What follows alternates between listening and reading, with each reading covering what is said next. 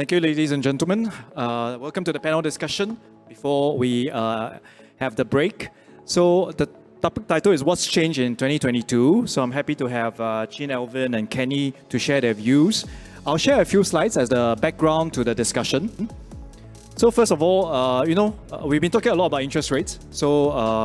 And I think it's quite an important topic because this is one of the things we believe is here to stay in terms of the implication for all investors, for all our portfolios as well.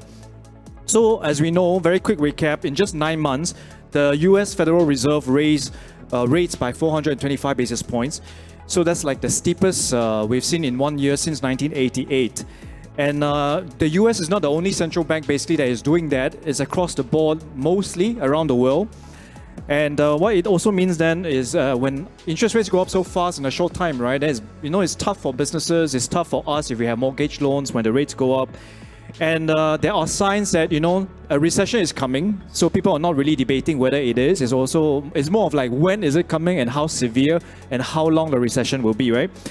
So because of this topic, I just wanted to bring it to my panelists. Happy to have all of them. So I'll start with Alvin in the middle. So Alvin, do you agree that the rates will actually go sharply down? Because some market participants seem to be alluding to that. Do you agree with that view? And what's your view and how should we invest in 2023 as a result?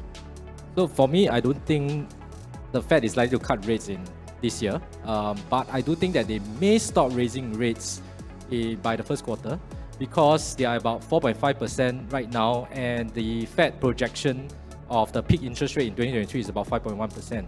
So from 4.5% to 5.1% is not a lot of distance for them to maneuver.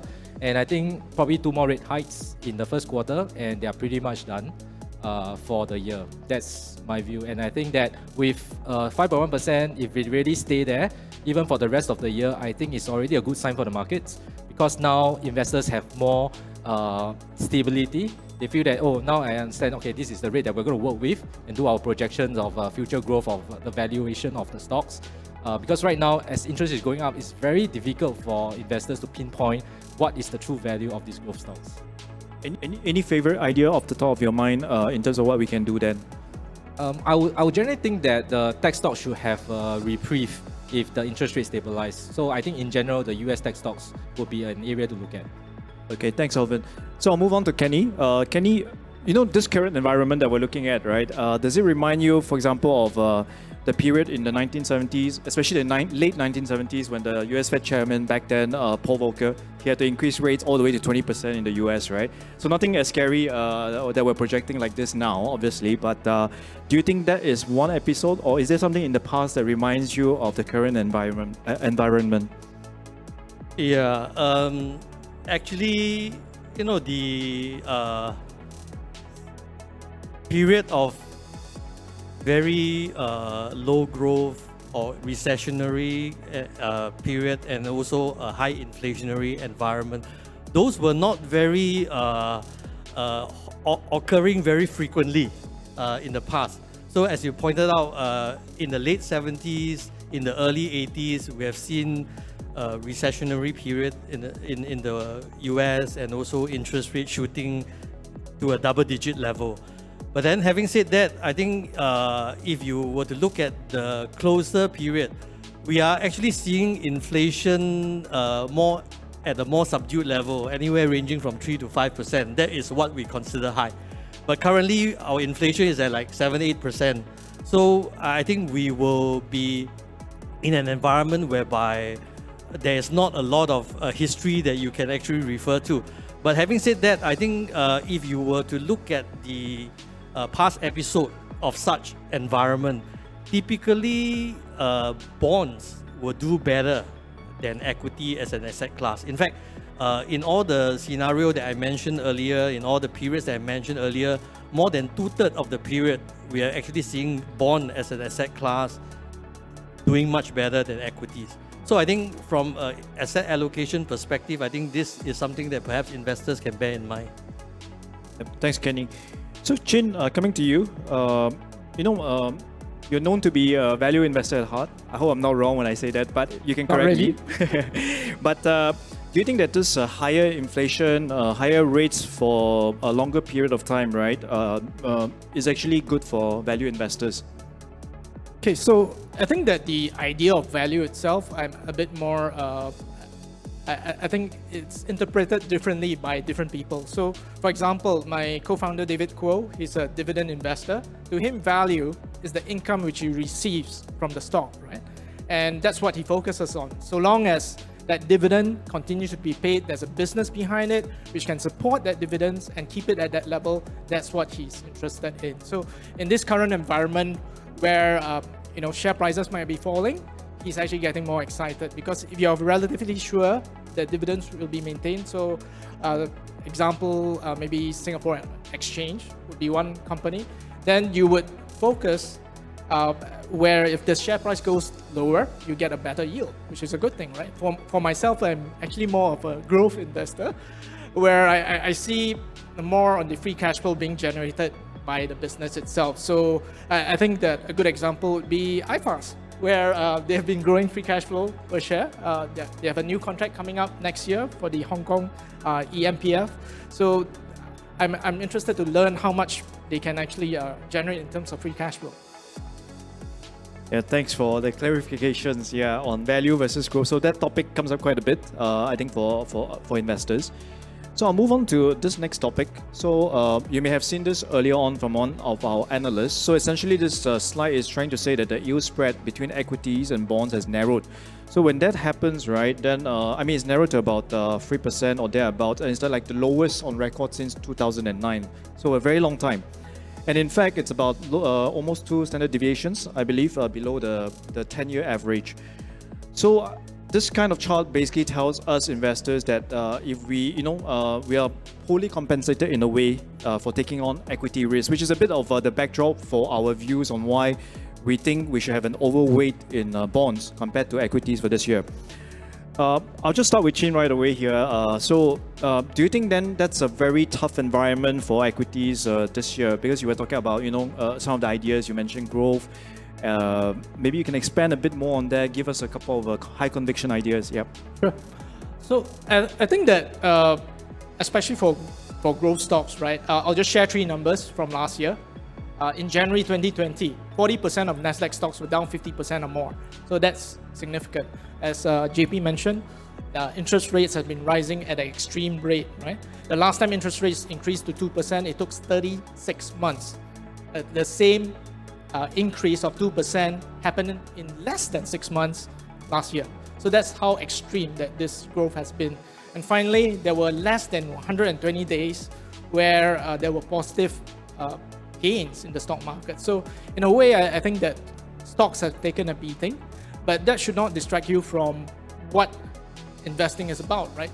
You want to focus on the business itself, and I truly believe that, as I shared in my presentation just now, that if the business can grow its free cash flow per share over time and have it grow by multiples over time, that will be the key driver of growth and not just the multiple itself. In the short term, things may be volatile. Economic indicators are a bit like staring at the sun. You want to get a sense of it, but you don't want to stare at it because you're not going to be a lot smarter staring at it and may turn you blind to everything else. Yeah, thanks, Chin. Maybe I'll just talk a bit about some of the equity and stock markets outlook. So I'll ask Alvin for his views here, because I do know that you recently wrote something. You said 2 is a crowd when it comes to the US and China fighting for basically the leadership position, whether it's strategically, militarily, and so on. So how do you expect this to play out, and how are you personally managing your portfolio to take this long-term tension into account? So, for example, are you just very pro-US, negative China? Yeah, tell us more. Okay, so that's a very good question, right? And we know that this geopolitical tension is not going to go away anytime soon, and I don't think it's going to go away in the next 10-20 years. So it's going to be the new normal that we're going to operate in. And now they're entering a phase where previously was globalization, right? Where a lot of manufacturing were outsourced in China. That's one aspect of the globalization. But now we are talking about decoupling. Okay, so which means that US will want to find their allies to do their own things. China want to do their own things, right? So with that in mind, it does change the way that I invest. That means that I'm not citing any side, I do think that both US and China have good investments to look at. And the only thing that changes the way that I approach it is that if I want to buy US company, I make sure that the US company has no exposure to China. And if I want to buy a Chinese company, I want it not to have exposure to the US. So in a sense that I want to decouple the portfolio earlier than the world decoupling itself. So that is, to give some example, I would probably be more risk averse when it comes to a company like Tesla, where you have about a quarter of its revenue generating from China. So what if that tension goes worse and China just say, okay, you can shut down your factory, right? So it will have a very big impact.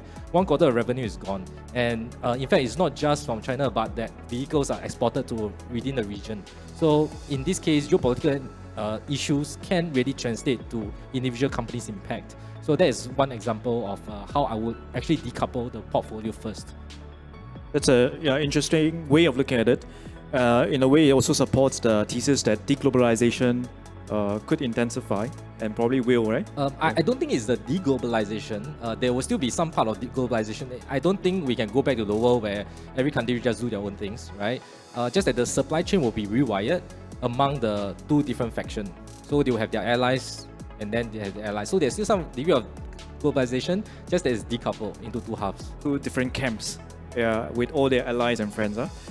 Okay, maybe I'll bring in Kenny to talk a bit about iFAST research views, because you probably heard about our views earlier today from Wei Ren, for example, our head of research on China, where we're basically a bit more defensive. And when we're defensive of China, right, it affects a lot of things because China is so big in terms of weightage in Asia ex-Japan equities and also in Asian bonds, Asian high-yield bonds as well. So in terms of asset allocation then, what does that mean, Kenny? What should we do? Yeah, I think from a broader asset class perspective, if you look at last year, both fixed income, both bonds and equities market fell sharply. Actually, this is very, very unique if you were to look at the past history. Even during the global financial crisis, equity market were down like 30%, but the bond is only down less than 5%. So last year, we have both double-digit drop in both asset class. So what does that, offers opportunity to investors?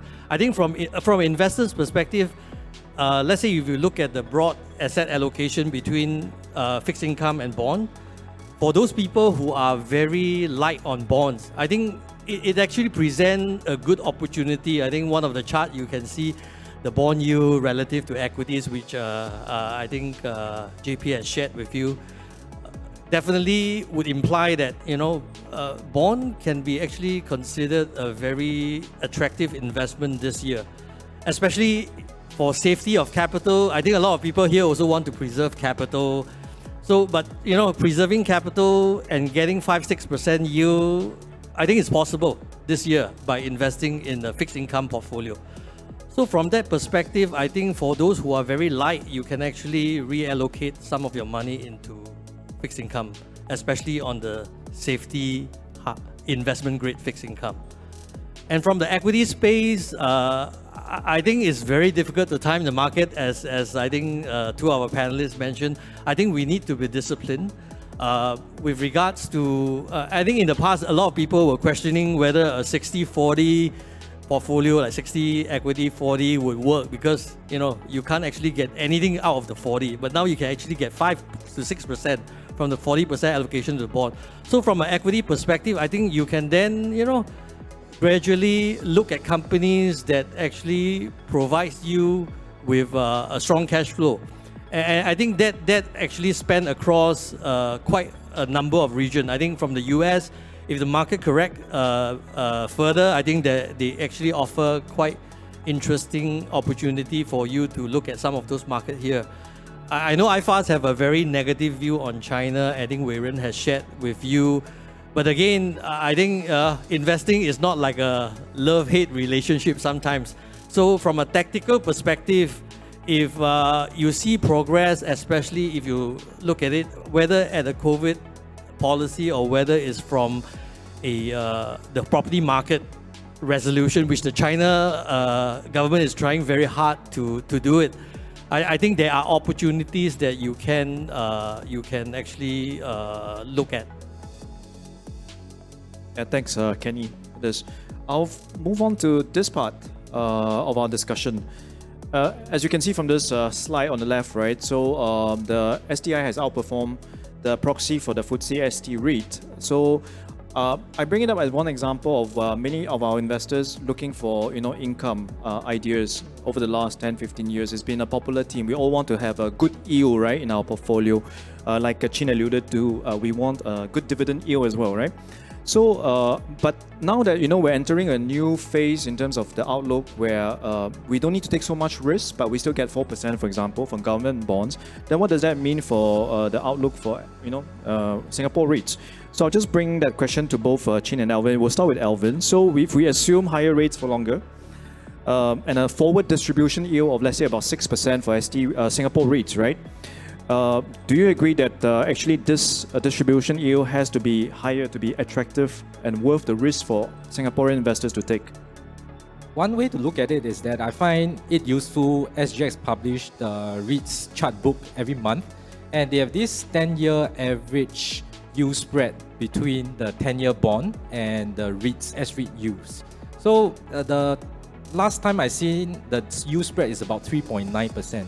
So which means that the REITs should give additional 3.9% above the 10-year bond of Singapore government securities. So currently the Singapore 10-year bond is about 3%. So you add another 3.9%. So it's about 6.9% that you should demand in general for REITs. But of course, we also know that there are higher quality REITs, lower quality REITs. So you have to tailor there a little bit. So which means that you can't probably get 6.9% for high quality REIT, but a low quality REIT definitely I think can surpass that. But it is like a benchmark for you to work on, and every month you can just see, because this yield spread will change. The Singapore 10-year bond yield will also change. So it's good to recalibrate every month, and that will give you a bit of sense whether it's worthwhile to go into REITs. Thanks, Alvin. And for Chin, what's your view on this? And maybe also, do you have a favorite REIT sector, for example, in mind? So I'm just going to talk about bonds versus REITs or stocks, if you will. So I think that what you choose as an investment is a vehicle to get you to where you want to be, right? The same way that you won't take a plane to fly to Johor Bahru, or you won't take a bicycle to ride to China, because that would be too slow, right? So I think that maybe among the crowd today, there are people who have done really well.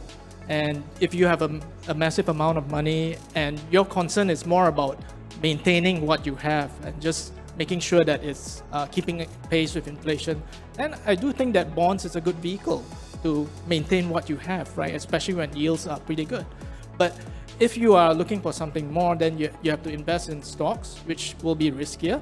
But if you have a long-term mindset in mind, I think that you can actually make really good gains. I'll give you an example. The last time we had a major crash, not the one in 2020, the one in 2028, November 2028, you could buy shares of Starbucks for $4, right?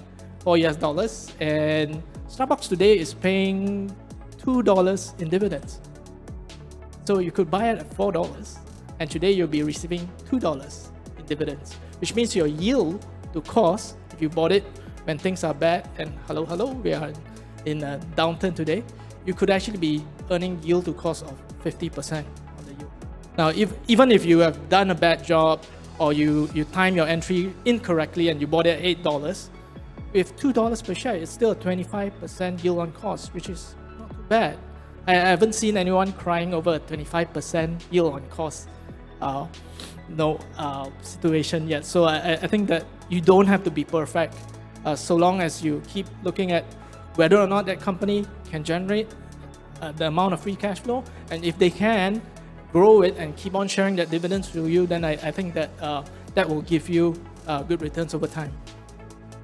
Yeah, thanks for that, the sharing and the example. Yeah, I think people should be happy if they caught it at the bottom in 08, right? Yeah. So we'll wrap up with one last question for our audience, and I'll throw that question to all three panelists. So what has really changed, I guess, from 2022, and how should we really, what's the key takeaway for all our investors as we position ourselves for 2023 and beyond? So perhaps I'll start with Kenny. Sure. I think one of the key changes is that, inflation, interest rate is likely to stay higher than a lot of people would like it here. For example, in the past, we are so used to a very low interest rate environment, low inflationary environment. But if you look at the what has happened since 2008, this is not going to be the case. And even if interest rate were to peak sometime this year, we are unlikely to see it going down to the level that we were used to since the GFC period. So I think one piece of advice in terms of how you should look at in this year, for example 2023, I think you just have to be very disciplined. So you know what you want to in terms of, as what Chin mentioned earlier, you must know your risk appetite. And if you're comfortable with a yield of, let's say, 5-6%, then you don't have to take a lot of risk. But then if you want to also position it on a longer term basis, then perhaps a 60-40 kind of allocation may not be a bad choice for investors. And you can actually start, investing towards that target this year. Yeah, thanks, Kenny. Alvin? I will just leave with one message for you guys is that usually recession, when it's officially announced, is a market bottoming indicator. If you take a look at the statistics, right, whenever there's an official announcement in the US, if you look at S&P 500 returns, 1 year, 2 year, 3 year, 5 year, up to 10 years, you have 90% chance that you will get a positive return. So it is very likely that actually bad news is a good news. If they officially announce recession, it's actually your last chance to buy at cheap prices. Okay, and Chin? I love that answer. So I think we're coming into a period where in 2020 and 2021, there was so much love for stocks, right? Stocks were bidded up. And then coming into 2022, early on, that love turned to hate. But the thing about it is, the opposite of love is not hate. It's indifference. And it's the market downturn actually stretches on. I think some of the people are starting to be indifferent about the stock market. You're no longer looking at the business and so on. And I think that's dangerous, right? You need to be focused, and you don't have to do anything special, because all you have to do is to keep a calm mind. And that's my main focus. If you can keep a calm mind and do the average thing when everyone is losing their mind, that is how you come out ahead. That's a quote from Napoleon, by the way. And that's my key takeaway from 2023. Thanks a lot, Chin, Alvin, and Kenny. We'll still be around to talk further with you at our booths in the Connect Zone. So do catch up with us if you would like to, with more questions. So thank you so much for your time, and I wish you all a very happy, healthy, and a hot year, hopefully, for your investments. Thank you.